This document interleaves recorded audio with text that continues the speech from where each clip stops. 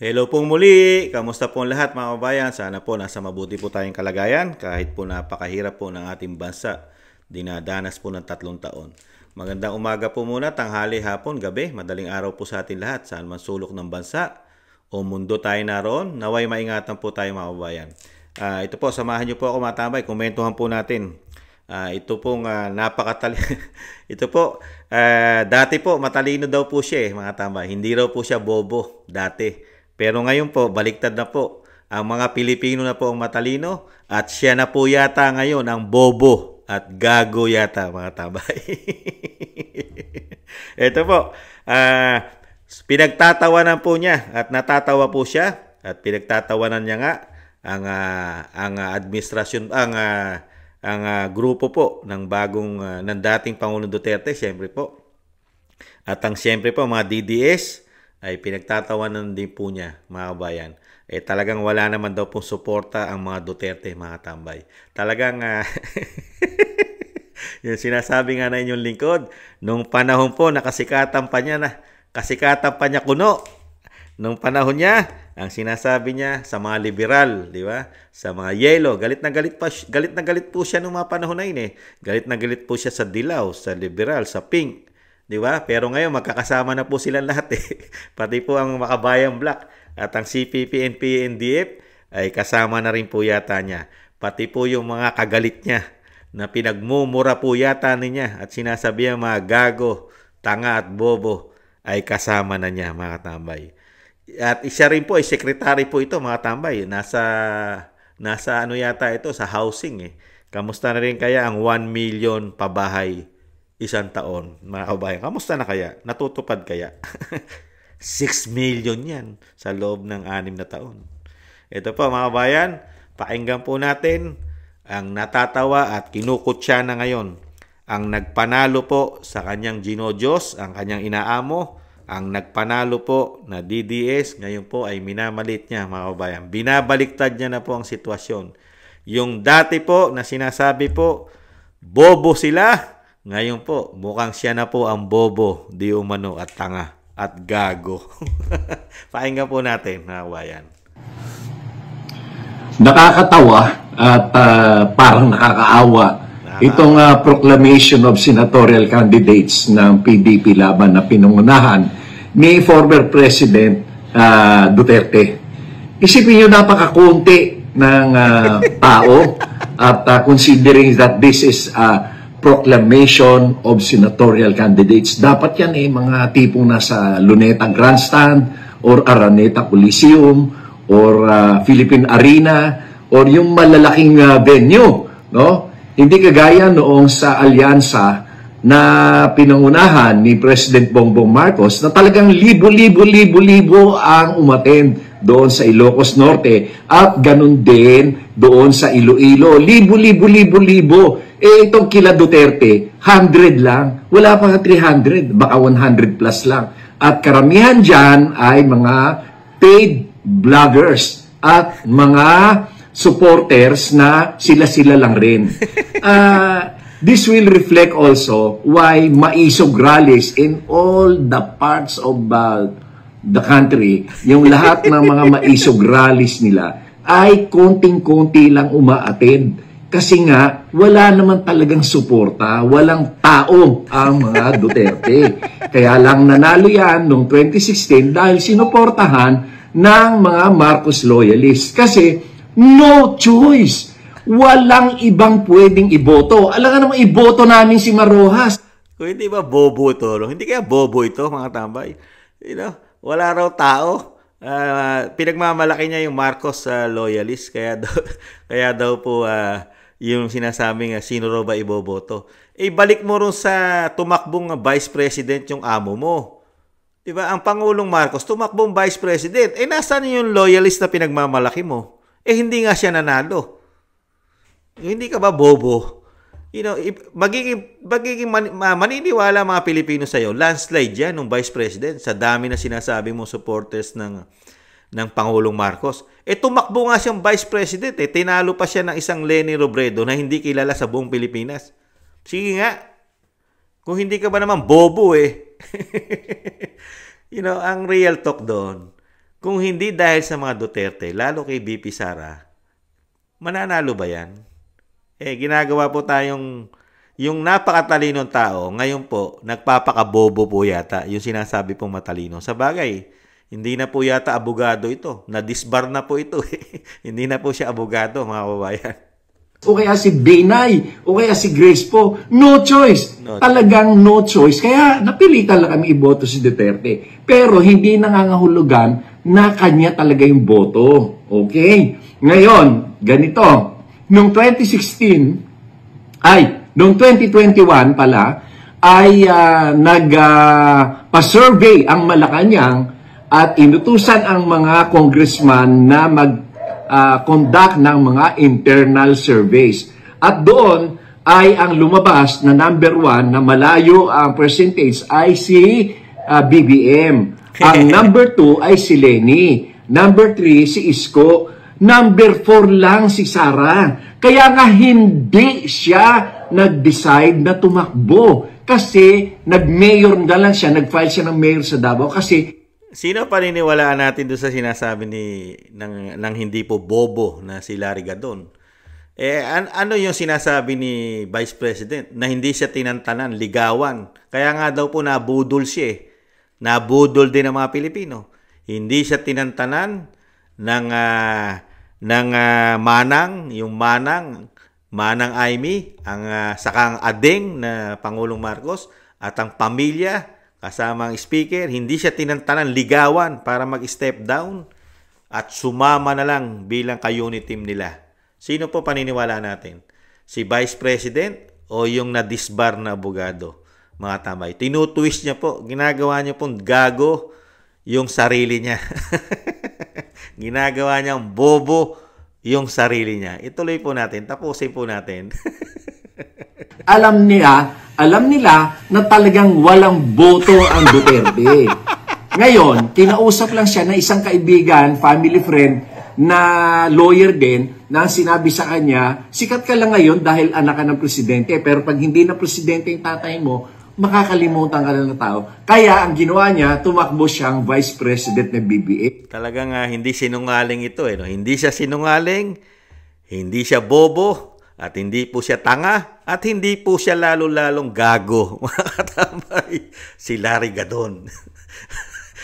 Hindi daw po, sumikat lang daw po kasi dahil anak daw po ng dating Pangulong Duterte, si Vice President. Sumikat. Sa bagay, mas sikat po ngayon Mas sikat po ngayon, Gadon, Larry Gadon, kasi hindi na po kayo abogado Mr. Gadon, mas sikat po ngayon ang Pangulong Marcos na sinasabi niyo pong maraming supporters na loyalist na hindi po siya nanalong Vice President kay Leni. Mas sikat po ngayon ang Pangulong Marcos. Sikat na sikat po ngayon. Bakit? Ilaga na po sa buong mundo ang kasikatan ng isang Pangulo na gumagamit ng droga. May bisyo daw na droga. Di umano. Ayon kay Cathy Binag at kay dating Pangulong Duterte. Kaya tama yung sinasabi ni Larry Gadon mas sikat po ang Pangulong Marcos. Lalo po ngayon, buong mundo ay sikat na po ang Pangulo natin. Dahil daw po sa paggamit di umano ng pinagbabawal na gamot, mga kababayan. Kasi nga, sure winner siya kung kay BBM. Yan ang totoo niya. Walang tao ang Duterte. Wala. Maswerte na maka3 milyon yung mga yan.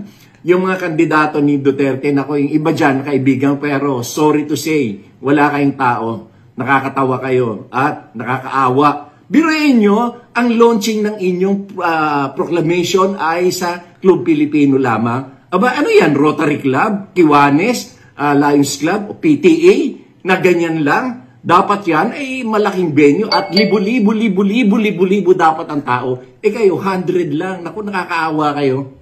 At wala kayong issue. Ang issue ni Duterte, bangag-bangag, adik-adik pa rin. Wala na yan. Hindi na yan pinapansin ng tao. Kaya nga yung mga maisog rallies nyo, walang nagpupunta kasi walang naniniwala sa inyo. Masama loob ni Larry Gadon sa issue ng droga, mga kabayan. Hindi na raw uso yun. Paano nga? Gagawin nyo na yata illegal. Gagawin nyo na yata legal ang droga sa Pilipinas. Laganap na nga ang droga sa atin You know, pati nga sa online. Pati nga sa social media, live na nga, nagdodroga sa bagong Pilipinas ngayon. Sa panahon po natin, pati po mga drug addict ay nagla-live na po. Ina-upload na po nila sa social media ang kanilang session paggamit ng droga. Kaya ang tanong po natin una ko rin tanong kay Mr. Gadon kay Secretary Gadon, gumagamit din po ba kayo ng droga? Addict din po ba kayo? Nagtatanong lang po. Masamang loob nyo pagdating na issue ng droga no? Kasi hindi kinakalimutan ng tao ang droga. Bisyo yan. Bisyo. Ang droga ay hindi parang loto na tumama ka at yumamang ka. Ang droga ay nakakasira ng ulo. Pagka minalas-malas, napakadali mo pang gumawa ng krimen sa droga. Ayan po, yung mga binabastos niya po. Na wala raw po katao-tao ang ginanap po ng proclamation rally ng dating Pangulong Duterte.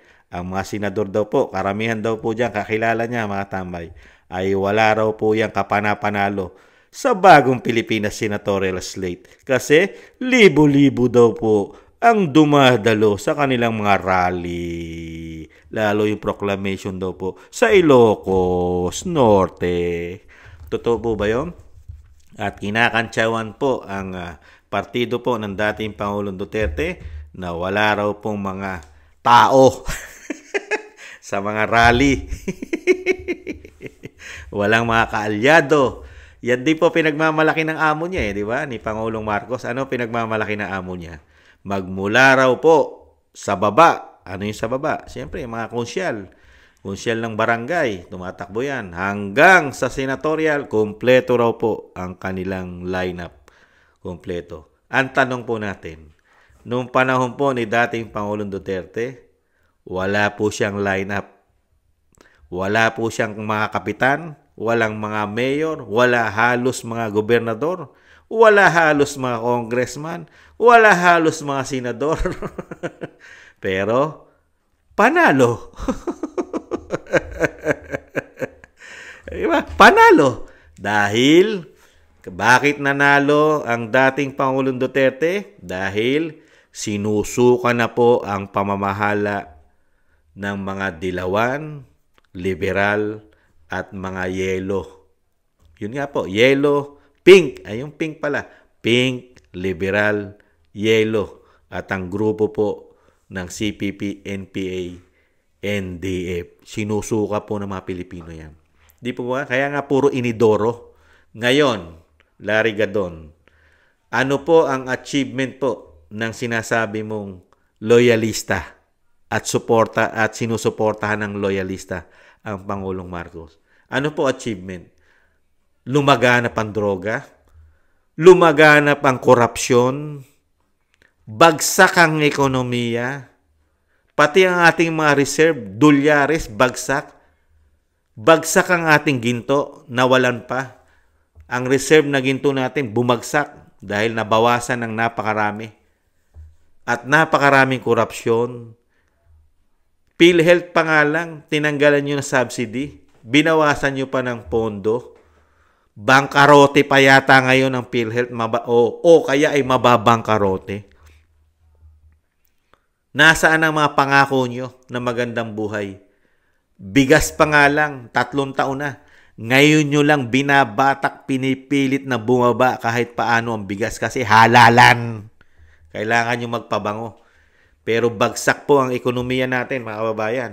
Kaya pagkatapos po ng halalan, balik sa normal na naman po yan, mga tambay. Ang pagtaas ng bilihin. Balik na naman po. Kasi walang pumapasok pong investor sa atin. Larry Gadon, bagsak ang ekonomiya natin. Kukunti ang pumapasok na kinikita ng bansa. Kung hindi lang dahil sa remittance, isa po kasing malaking tulong ang remittance sa mga OFW. Kung wala po tayong mga OFW, lalo pong babagsak ang ating bansa. Dahil meron tayong mga remittance, buong mundo may OFW. At huwag mo rin maliitin, Larry Gadon, ang suporta ng mga OFW kasi hindi mo makikita sa rally yan. Pero makikita mo sila sa boto, Larry Gadon, sa boto. Huwag mo ipagmalaki ang rally. Nakakatsaka ba, Larry Gadon? Ang nasa rally ay boboto lahat sa bagong Pilipinas dahil karamihan ng nasa rally ay hinakot, hakot di umano. Hinakot lang dahil meron yatang pakinabang di umano kaya nasa rally. May pangako. Baka nga nagagamit gada rally ang mga pirmado, ang mga pinirmahan ng mga congressman na kanilang pang-bonus, panghalalan kaya dahil sa impeachment na ginawa nila sa Vice President ay may kapalit daw po sa mga politikong mga congressman, representative, 100 pataas million. Larry Gadon. Sa tingin mo, hindi gagastos ang bagong Pilipinas para hindi mapahiya? Sige nga. Talagang hawak lahat ang asset ng bansa ng bagong Pilipinas. Lalo ang institusyon ng Kamara at Senado. Di ba? Kaya nga nakagawa sila ng napakatindi na budgeting sa kasaysayan. 2025 national budget, napakaraming blanco. At yung blanco, nagkaroon ng himala. 241 billion ang nailagay sa blanco. Kaya Larry Gadon, sa dami ng issue ng boss mo, at galit na galit ka pa sa issue ng droga, at minamalit mo pa ang supporters ng mga DDS, mga kababayan, noong panahon ni dating Pangulong Duterte, Larry Gadon, ang kalaban ni dating Pangulong Duterte ay katulad din ng kalaban ngayon ng mga senador ni dating Pangulong Duterte. Di po ba, Secretary Gadon? Sino po ba ang kalaban ni dating Pangulong Duterte? Administrasyon ng dilaw o liberal. Ang administrasyon po ni dating Pangulong Pinoy. Di po ba? Naandun din po lahat ang pera, asset. Ano po ang nangyari? Walang pera, walang makinarya ang dating Pangulong Duterte. Sino po nagdala? Unang-una, taong bayan. Pangalawa, mga OFW nating kababayan. Mr. Gadon. At yung issue na ayaw ng mga Pilipino sa mga dilawan, mas malala ngayon ang issue sa bagong Pilipinas na amo mo, Mr. Gadon. Kasi ngayon, laganap ang korupsyon katulad doon sa panahon ng dilaw, di umano. Mas lalong laganap ang droga ngayon, bumalik, lumala pa. At napapanood pa namin sa social media ang paggamit. Mas lumala sa bagong sinasabi mong Pilipinas, Mr. Gadon. At pinakamatindi pa, nadagdagan pa ang kinabubwisitan at kinaasaran ng mga Pilipino na ang Pangulo na ginodiyos mo, Mr. Gadon, ay sangkot at ayaw pa niya pong tuldukan, naduduwag magpa-drug test lalo sa buhok ang iyong boss dahil sa paggamit ng droga. Mr. Gadon. Pati ka po kayo, dapat ma-drug test na rin po. Kailangan po talagang maisabatas na po ang drug test. Mga kababayan, pati po si Mr. Gadon ay kailangan din po, dapat po yatang magpa-drug test si Mr. Gadon. Dahil galit na galit po siya sa issue ng droga. Dahil lumang issue na raw po yan, mga tambayan, droga. Pero ang tanong ng taong bayan, magpa-drug test ka na. Sumama na po sana si Larry Gadon sa pagpapadrug test sa Pangulo. Live sa Luneta, sa Quirino Grandstand, nang makita ng buong mundo, buong Pilipino, mga OFW, ang live drug test para maibangon niya po ang kahihiyan ng Pilipinas, lalong-lalo na ang kahihiyan ng kanyang angkan. Kung meron pa silang hiya, mga kababayan. Kaya dito, Mr. Gadon, Mr. Secretary, Ngayon, pwede kayo magtawa. Tumawa po kayo.